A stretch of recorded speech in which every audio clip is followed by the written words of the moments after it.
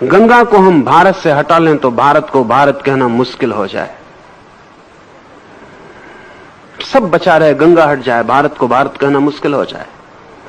गंगा को हम हटा लें तो भारत का सारा साहित्य अधूरा पड़ जाए। गंगा को हम हटा लें तो भारत के न मालूम कितने ऋषियों के नाम खो जाएं। गंगा को हम हटा लें तो हमारा तीर्थ ही खो जाए, हमारे सारी तीर्थ की भावना खो जाए। गंगा के साथ भारत के प्राण बड़े पुराने दिनों से कमिटेड हैं, बड़े गहरे में जुड़े हैं। गंगा जैसे हमारी आत्मा का प्रतीक हो गई है। मुल्क की भी अगर कोई आत्मा होती और उसके प्रतीक होते हो तो गंगा ही हमारा प्रतीक है। पर क्या कारण होगा गंगा के इस गहरी प्रतीक बन जाने का कि हजारों वर्ष पहले कृष्ण भी कहते हैं कि नदियों में मैं गंगा हूं। गंगा कोई नदियों में विशेष उस अर्थ में नहीं है। गंगा से बड़ी नदियां हैं, गंगा से लंबी नदियां हैं, गंगा से बड़ी विशाल नदियां पृथ्वी पर हैं। गंगा कोई लंबाई में, विशालता में, चौड़ाई में किसी दृष्टि से कोई बहुत बड़ी गंगा नहीं है, कोई बहुत बड़ी नदी नहीं है। ब्रह्मपुत्र है और अमेज़न है और वांगहो है और सैकड़ों नदियां हैं जिनके सामने गंगा फीकी पड़ जाए। पर गंगा के पास कुछ और है जो पृथ्वी पर किसी भी नदी के पास नहीं है, और उस कुछ और के कारण भारतीय मन ने गंगा के साथ एक तालमेल बना लिया। एक तो बहुत मजे की बात है कि पूरी पृथ्वी पर गंगा सबसे ज्यादा जीवंत नदी है, अलाइव। सारी नदियों का पानी आप बोतल में भर के रख दें, सभी नदियों का पानी सड़ जाएगा, गंगा भर का नहीं सड़ेगा।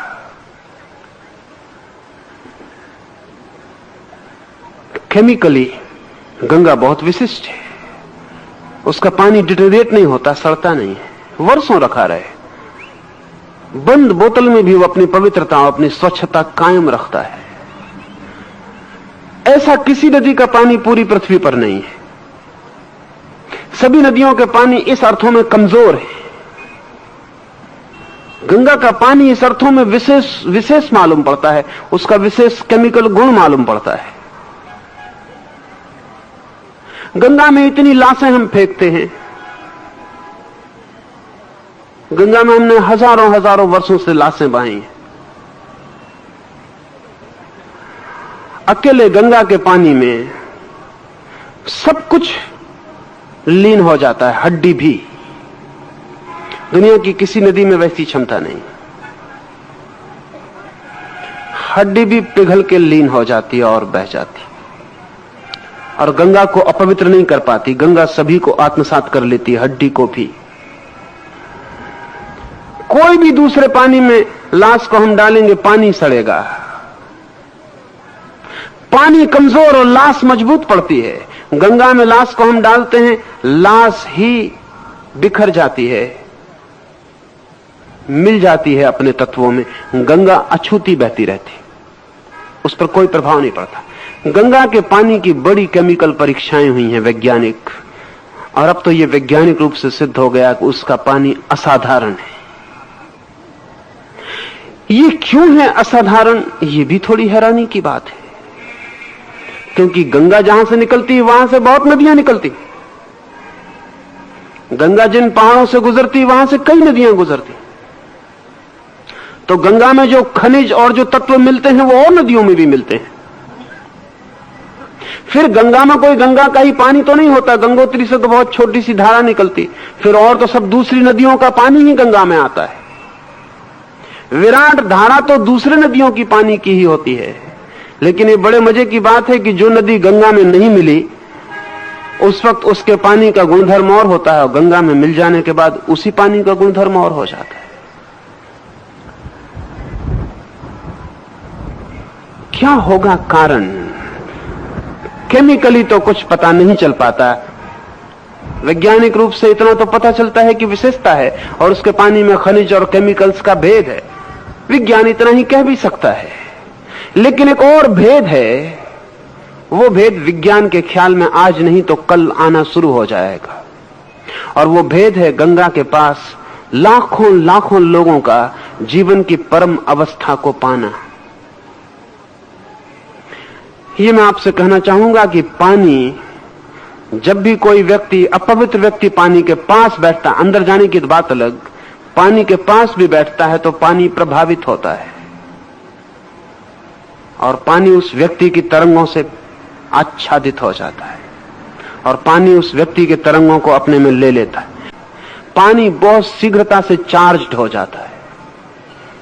पानी बहुत शीघ्रता से व्यक्तित्व से अनुप्राणित हो जाता है। पानी पर छाप बन जाती है।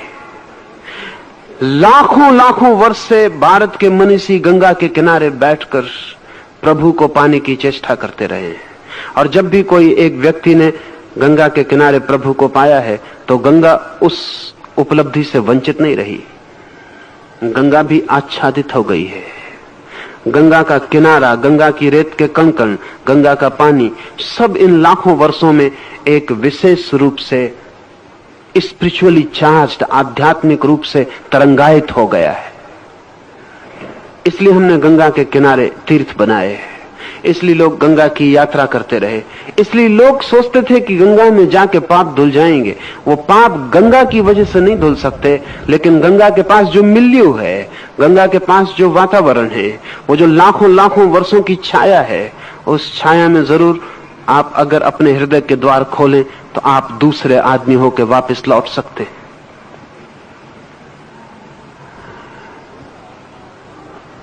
गंगा एक आध्यात्मिक यात्रा भी है, एक नदी ही नहीं। और इस तरह के बहुत से प्रयोग हुए हैं। जैनों के 22 तीर्थंकर पार्श्वनाथ हिल्स पर निर्वाण को उपलब्ध हुए। एक ही पर्वत पर 22 तीर्थंकर निर्वाण को उपलब्ध हुए, 24 तीर्थंकर में से। यह आकस्मिक नहीं मालूम होता है, क्योंकि 22 तीर्थंकर 24 में हजारों साल का फासला है। इन हजारों साल में ये 22 व्यक्ति अपने मरने के क्षण में एक छोटी सी पहाड़ी पर पहुंच गए। ये पूर्व नियोजित है, आयोजित है। उस पूरे पहाड़ को चार्ज करने की चेष्टा जैन तीर्थंकरों ने की। वो पूरा पहाड़, जब एक तीर्थंकर अपने शरीर को छोड़ता है तो ये घटना उस घटना से बड़ी है जब एक अणु का विस्फोट होता है, लेकिन वो हमें पता चल गई है। अभी दूसरी घटना हमें पता नहीं चली। वैज्ञानिक अब कहते हैं कि एक अणु के विस्फोट से इतनी ऊर्जा पैदा होती है कि सारी पृथ्वी आग से भर जाए। हिरोशिमा में जो अणु का विस्फोट हुआ उसमें 1,20,000 आदमी 5 सेकंड में राख हो गए। अणु आंख से दिखाई नहीं पड़ता, इतनी छोटी चीज है। और अणु के विस्फोट का मतलब क्या है? अणु के विस्फोट का मतलब है कि अणु 3 इलेक्ट्रॉन, पॉजिट्रॉन, न्यूट्रॉन से मिलकर बनता है। उन तीनों को अलग कर दिया जाए तो जिस शक्ति के द्वारा वे तीनों जुड़े थे वो शक्ति रिलीज हो जाती, मुक्त हो जाती। वही शक्ति 1,20,000 आदमियों को 5 सेकंड में राख कर देती। एक छोटा सा अणु जो आंख से दिखाई नहीं पड़ता, अगर हम अणु को समझना चाहें तो अगर 1,00,000 अणुओं को एक के ऊपर एक रखें तो आपके बाल की मोटाई के बराबर होंगे। एक इतना छोटा सा अणु 1,20,000 आदमियों को राख कर देता है विस्फोट से।